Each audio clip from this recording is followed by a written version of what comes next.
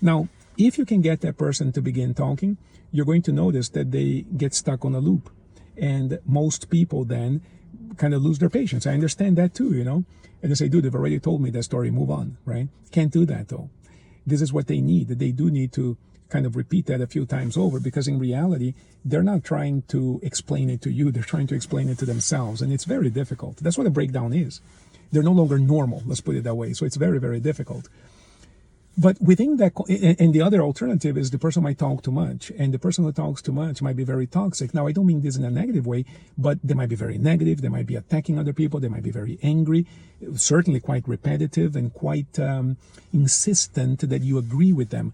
You know that so-and-so is really bad, right? You know that so-and-so betrayed me. You know that so-and-so is evil, and you have to agree with them. They sort of force you to agree with them, which becomes very, very difficult for most family members and loved ones to put up with. It becomes difficult. So what happens is when a person breaks down, because of how they begin to behave with their loved ones begin to go away. And then once they're all alone, now they're in a really dark hole. And it's almost inevitable that happens, because they become a little toxic. That's just the truth, right? I've been there. I understand all of that, but I'm telling you, it's just what happens. And so once they're isolated, it exacerbates the whole problem. In other words, they had a problem.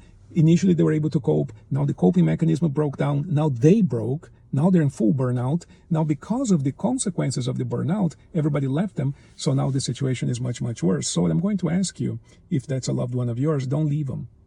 As difficult as it is, lend a shoulder, lend an ear, let them talk a little bit more. But within the whole thing, within the whole conversation, see if they'll call somebody who can actually help them beyond a loved one. In other words, a professional, somebody who handles this kind of thing. Having a title is not enough. It has to be a person that can handle this kind of breakdown.